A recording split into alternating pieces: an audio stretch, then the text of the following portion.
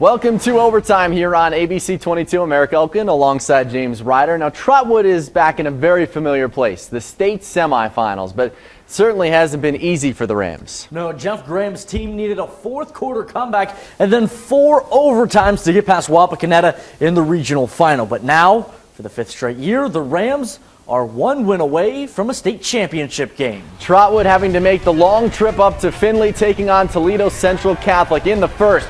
Marcus Winters hits Lucas Bowe, Fighting Irish up 7-0. Later in the half, Trotwood shooting itself in the foot. Breland Cosby coughs it up. Toledo CC recovers, would lead to a field goal and a 10-0 halftime lead.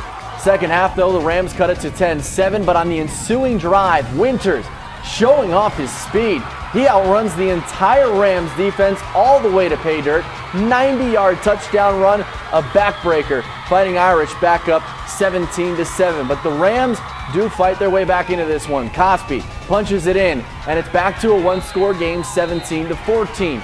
Fourth quarter, the Rams decide to go for it on fourth down near midfield. But Messiah DeWeaver gets hit as he throws, and the ball falls incomplete. Turnover on downs, but there's still enough time to get the ball back with a stop. But the Irish pick up the game-clinching first down, and Trotwood falls in a tight one, 17-14. In the other semifinal, Athens comes from behind late in the fourth quarter to beat St. Vincent St. Mary, 34-31. The two-time defending state champs are done, coming up a game short of going for the three-peat. And now we look at the bracket for the first time in 5 years. No Trotwood in the state championship game. It will be Athens and Toledo Central Catholic for the Division III title at the Horseshoe in Columbus. Well, Alter got the monkey off its back last week, avenging last year's regional final loss to Clinton Massey, and they did it in dominating fashion. But the Knights have much bigger expectations, trying to win a state title for the first time since they did it back-to-back in 2008 and 2009. Alter taking on a Kenton team, which also had its season ended by Clinton Massey a year ago in this very game. First quarter, first downs, they were at a premium.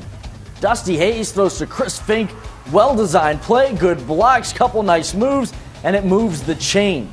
Then, same two guys connecting again. Hayes to Fink. Alter inside the red zone for the first time for either team, and it's late in the first quarter, but the first play of the second quarter, it's Hayes, 12-yard run, powers his way into the end zone, and it's a 7-0 Alter lead. Now, running room was tough to come by in the first half for the Knights, but check out Hayes, shadow of his own goalpost, making magic happen. Now, I know this is only a 12-yard run. Look at this impressive play from Hayes to get the first down. Now, each team was turning it over generously in this game. Late in the half, Alex Wanamaker hauls in a tip pass, nearly returns it for a touchdown. Alter would have a field goal blocked to end the half. Offenses come alive in the second half. Alter, your winner, 25-22. In the other Division IV semifinal, Benedictine takes it to Steubenville, 40-12. So it will be Alter and Benedictine in the Division IV state championship game in Columbus. Alter 1 win away from its first state title since 2009. Game date and time will be announced on Sunday. Well, it's been a magical ride for Minster, but the Wildcats certainly don't want it coming to an end at this point. Yeah, Minster's in the state semifinals for the third time ever after shutting out West Liberty Salem last weekend. But a win tonight would send the Wildcats to the state championship game for the first time since 1989. Those kids weren't even born when that happened. Wildcats all fired up can taste the state championship game. Tenora going for it on 4th and goal. Riley Nagel looking for the edge, but he gets stuffed by the Minster defense. Huge stand early in this game. No points for the Rams, and the Wildcats take over and drive it. Josh Nixon, the top 22 selection. Eli Wolf, they've been doing this all year long. Wolf coming down with a nice catch. They were scoreless after one. The drive continued in the second quarter, but it stalls in the red zone.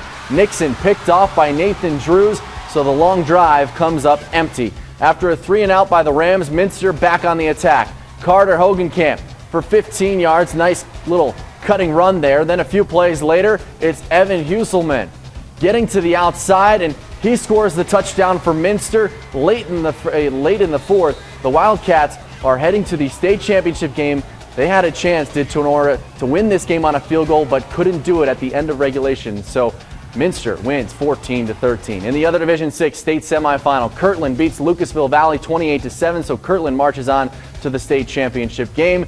The Hornets are a ridiculous 58-1 in their last 59 games. Minster hopes to make it 58-2 with a win at the Horseshoe next weekend. Coldwater, the only team to beat Kirtland in that run in the state championship game. That's not a shameful loss. No, not at all. The state semifinal action isn't done tonight. 3 more local teams in action tomorrow night. That includes Wayne in Division 1. The Warriors, 1 win away from playing in Columbus. But in order to do that, the Wayne train will have to roll through Moeller in Mason. The Crusaders are the 2-time defending state champs. Meanwhile, Wayne is in search of its first ever state title. The Warriors' best finish was runner-up in 1999 and then in 2010 with Braxton Miller.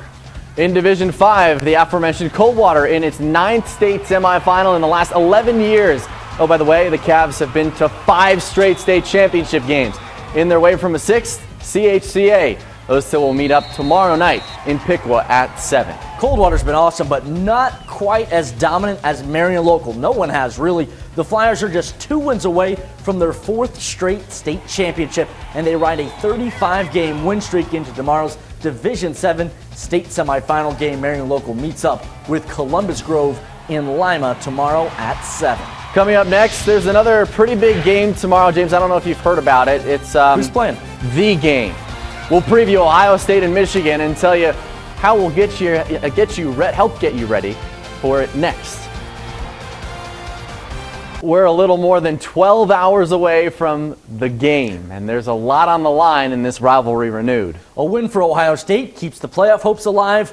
A win for Michigan makes the Wolverines bowl eligible. Ignore the basketballs behind us. We're talking football. So that gives this rivalry even more juice, not that it really needs it. And I think it's safe to bet the Buckeyes won't take Michigan lightly in this one. Just look at that scare they got from Indiana last weekend. And, of course, the near upset Michigan almost pulled off in the Big House last year. And it was clear in talking to the players on Monday, they don't see Michigan as a 5-6 team. Regardless of records and all that, it's a big game regardless, and it's going to be a war. It almost increases our aggression towards them because we understand that they want so badly to ruin our season, and we just can't allow that to happen. And we already want to beat them really badly, but now it just raises the stakes. You can't mess around with them like we did last year. You have to go out there and you got to prove your point. Don't forget, we'll take you right up to kickoff tomorrow right here on ABC 22. It's the Road to the Big Game brought to you by Speedway. I'll be joined by former Buckeye and Wayne Warrior Donnie Evage in studio. Plus, James will join us live from the shoe. We'll break down the rivalry, have player interviews, and Donnie's key to a Buckeye win. So join us tomorrow morning at 11:30, leading you right up to national coverage of Ohio State and Michigan.